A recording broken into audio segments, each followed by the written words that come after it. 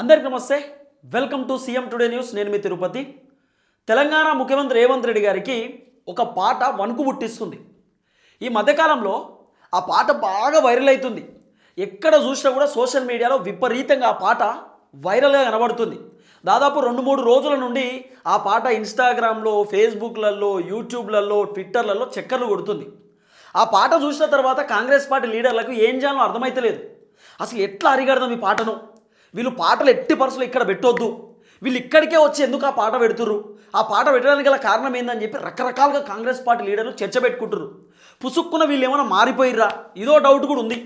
ఆ పాట ఏందనేది మనం బ్రీఫ్గా మాట్లాడుకునే ప్రయత్నం చేద్దాం. అంతకంటే ముందు ఫస్ట్ టైం మన ఛానల్ చూస్తున్నటువంటి వాళ్ళు దయచేసి సబ్స్క్రైబ్ చేయండి, షేర్ చేయండి, లైక్ చేయండి, పూర్తి స్థాయిలో సపోర్ట్ చేయండి. మీరు సబ్స్క్రైబ్ చేసుకోవడం ద్వారా నాకు కొండంత ధైర్యం వస్తుంది, నేను ఇంకా బలంగా వీడియోలు చేసేటటువంటి కార్యక్రమం చేస్తా.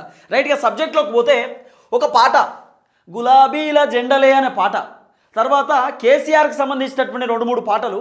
ఇప్పుడు గణపతి నిమజ్జనాలు జరుగుతున్నాయి. దాదాపు ఈరోజు నుండి అంతా క్లియర్ అయిపోయింది గణపతికి సంబంధించిన నిమజ్జనాలు. సో ఊర్లో ఎవరైనా ఇంకొక 2-3 రోజులు ఎక్స్ట్రా పెట్టుకొని తర్వాత నిమజ్జనం చేసే వాళ్ళు ఉంటారు. కానీ హైదరాబాద్లో మాత్రం ఆల్మోస్ట్ నిన్నటి నుండి కంప్లీట్ అయిపోయింది. నిన్న ఖైరతాబాద్కి సంబంధించినటువంటి గణపతి నిమజ్జనం కూడా కంప్లీట్ అయింది. దాదాపు ఈ 5 రోజుల నుండి నిమజ్జనాలు అవుతున్నాయి.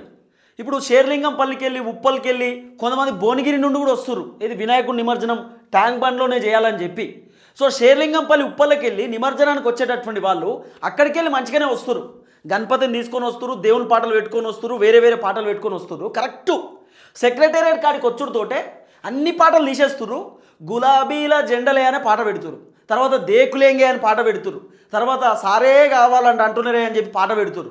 ఈ పాటలన్నీ చూసినాక రేవంత్ అన్న ఎందుకో పర్సన్ అవుతున్నాడు.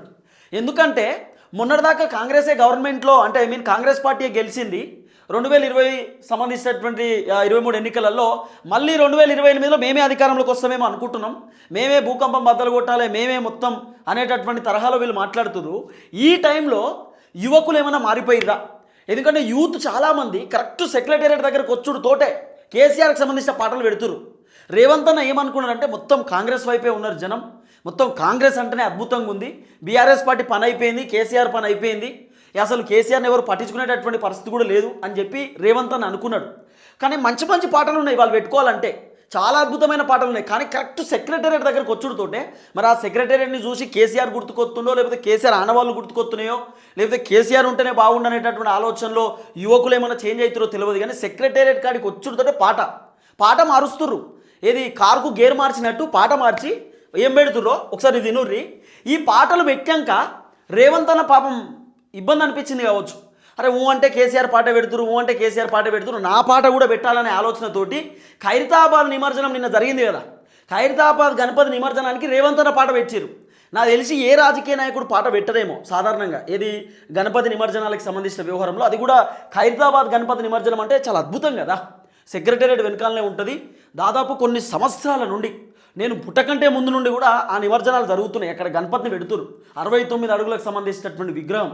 అలాంటి విగ్రహం దగ్గర రేవంత్ అన్న పాట, అద్భుతమైన పాటలు పెట్టవచ్చు, దేవుని పాటలు పెట్టవచ్చు. కానీ రేవంత్ అన్న పాట పెట్టించారు. అది కూడా ఆ పాట 1 నిమిషం పెట్టించారు. ఎందుకు పెట్టిరంటే కేసీఆర్ పాట నడుస్తున్నాయి కదా, మన పాట కూడా మనం నడిపించుకోవాలి, మనం ఏందో చూపించుకోవాలనేటటువంటి ఆలోచనతో పెట్టిరో ఏమో. ఒకసారి ఇది వినుర్రి. యూత్ ఎట్లా ఉన్నారు, యూత్ ఉత్సాహం ఎట్లుంది, బీఆర్ఎస్ పార్టీ పాటల పైన యూత్ ఏ విధంగా డ్యాన్స్ చేస్తారో ఒకసారి చూడుర్రి. తక్కువ వస్తున్నట్టుంది సౌండ్, మీరు చూడుర్రి. ఈ మొత్తం సోషల్ మీడియాలో పొట్టు వైరల్ అవుతున్నాయండి. ఇగో గులాబీల జెండలమ్మ పాట, కేసీఆర్ రామక్క పాట, సారే కావాలని అంటున్నారే అనే పాట విన్నారా? సెక్రటేరియట్కి ఇక్కడ పక్కన డ్యాన్స్ చేస్తుర్రు, సారే కావాలని అంటున్నారే పాట మీద. గులాబీల జెండలే పాట, ఏమో పాటలు కాదు ఇక, కరెక్ట్ సెక్రటేరియట్కి వచ్చుడుతోటే దంస్తురు పాటలు, కరెక్ట్ అక్కడికి వచ్చుడుతోటే. ఇగో ఆ బాసేమో ఢిల్లీ అనేది పాట ఉంటుంది కదా, దేకులేంగే అనే పాట, ఇది కూడా దేకులేంగే పాటనే. ఇవన్నీ పాటలు చూసినాక కాంగ్రెస్ వాళ్ళకి అర్థమైతే లేదు.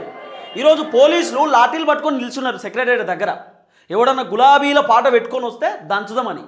కానీ నిమజ్జనాలు అయిపోయినాయి కదా, సో మ్యాక్సిమం చాలా తక్కువ మంది వస్తారు. ఎందుకంటే కరెక్ట్ వినాయక చవితి రోజు కాకుండా నెక్స్ట్ రోజు గణపతిని కూర్చోబెట్టే వాళ్ళు కూడా ఉంటారు మ్యాక్సిమం కొందరు. సో వాళ్ళు కొందరు లేట్ అయినప్పుడు ఈ రోజు వస్తారు, ఈరోజు నిమజ్జనాలు కూడా ఉంటాయి. సో ఈరోజు కేసీఆర్ పాట పెట్టకుండా నియంత్రించడానికి నిన్న రేవంత్ రెడ్డి సడన్ ఎంట్రీ ఇచ్చిండు ట్యాంక్ బండ్కు. సడన్గా వచ్చిండు ఇట్లా అన్న. రేవంత్ రెడ్డి వచ్చినప్పుడు కూడా గులాబీల పాటే నడుతుంది తెలుసా, కేసీఆర్ పాటే నడుతుంది. రేవంత్ అని అనుకున్నాడేమో ఎక్కడ పరిశాను అనవసరంగా వచ్చినా కదా అనుకుంటేమో. ఏడ చూడు ట్యాంక్ బండ్ మొత్తం గులాబీమయం అయిపోయింది, పాటలు ఎక్కువైపోయినాయి. ఒక పిల్లోడు డైరెక్ట్ జెండా పట్టుకొని ఎగురుతుండు, కేసీఆర్ జెండా. అది కూడా ఈ వీడియోలో ఉంటుంది చూడుర్రి. గులాబీల జెండలే అనే పాట వైరల్ అయింది అనుకో ట్యాంక్ బండ్ మొత్తం. రేవంత్ అన్న బాధ ఏంటంటే ఇగో సెక్రటేరియట్ ముందు సారే కావాలని అంటున్నారే అనే పాట, దేకులేగే పాట చూసిరా. సెక్రటేరియట్ ముందు ఇగో పిల్లోడు చూడు జెండా పట్టుకుని ఎగురుతుండు, కేసీఆర్ జెండా. విన్నారు కదా కథ ఎట్లుందో. అయితే ఈ సాంగ్ సారే కావాలని అంటున్న సాంగే ఒరిజినల్ సాంగు. ఈ సాంగుని మార్ఫింగ్ చేసిరు కాంగ్రెస్ సంబంధించినటువంటి సోషల్ మీడియా వాళ్ళు. ఈ పాట కాదు, ఏదో డీజే పాట డిచ్చిక్ అని చెప్పి ఏదో వేరే పాట పెట్టారు. తీన్మార్ పాట, తీన్మార్ బ్యాండ్ సప్పుడు కొట్టారు. ఒరిజినల్ సాంగ్ ఇదేనట, కానీ ఈ సాంగ్ కాదు బీఆర్ఎస్ వాళ్ళే మార్ఫింగ్ చేసిరని ఉల్టా ఈ సాంగ్ ఫేక్ చేసి మళ్ళీ ఒరిజినల్ సాంగ్ అని చెప్పి ఏదో సాంగ్ ప్లే చేస్తున్నారు. ఇట్లుంటుంది వాళ్ళది కథ. సాంగ్ల పంచాయతీ ఉంది, ఇప్పుడు పాటల పంచాయతీ అయిపోయింది తెలంగాణ రాష్ట్రంలో. ఇగో సెక్రటేరియట్ను చూపించి మళ్ళీ అలదిక్కు తిప్పుతురు కెమెరా. అంటే మ్యాక్సిమం కేసీఆర్ గుర్తుకొస్తుండేమో మరి. సెక్రటేరియట్ చూస్తే అంబేద్కర్ విగ్రహం కట్టించింది కేసీఆరే, సెక్రటేరియట్ కట్టింది కేసీఆరే కాబట్టి గుర్తుకొస్తుండేమో, యాదికొస్తుండో కేసీఆర్. ఇవన్నీ ఒక్కొక్కటి ఇప్పుడు సోషల్ మీడియాలో పెద్ద చర్చ నడుస్తుంది. తర్వాత రేవంత్ అన్న నిన్న ఏం పాట పెట్టించింది తెలుసా? ఇగో పెళ్ళిళ్ళ కాడ అదే పాట, ఫంక్షన్ల కాడ అదే పాట, ప్రోగ్రాంల కాడ అదే పాట, అవార్డు ఫంక్షన్ కాడ అదే పాట, అదే పాట. ఒకసారి మొన్న గద్దర్ అవార్డులు ఇచ్చారు, అవార్డులు ఇచ్చే కాడ కూడా అల్లు అర్జున్ ఎంట్రీ కాడ కూడా రేవంత్ అన్న పాట పెడుతురు. ఆ పాట మీరు ఎన్నో రేవంత్ అన్న పాట ఎట్లుంటుందో ఇగో రండి సార్ విన్నారా? 3 రంగుల జెండా బట్టి సింగమూలే కదిలినాడు, గదే పాట ఈడ నిమజ్జనం కాడ. సరే అలాంటి పోరగాళ్ళు ఉత్సాహంగా ఉంటారు, సంతోషంగా ఎగురుదామని చెప్పి కేసీఆర్ పాట పెట్టిరు కావచ్చు. ఈ లైవ్ మొత్తం గవర్నమెంట్ లైవ్ ఇస్తుంది, ఖైరతాబాద్కి సంబంధించిన నిమజ్జనం లైవ్, గవర్నమెంట్ అఫీషియల్ లైవ్. అందుకే కదా రేవంత్ రెడ్డి కూడా నిన్న హుటాహుటిన 3 కార్లు వేసుకొని వచ్చిండు. రేవంత్ రెడ్డి వచ్చినప్పుడు రేవంత్ రెడ్డితో పాటు జామర్లకు సంబంధించినటువంటి వెహికల్ రాలే, డైరెక్ట్ ఆయన వచ్చిండు రేవంత్ రెడ్డి. అట్లా జరిగింది నిన్న కథ. ఇగో చూడు రీ,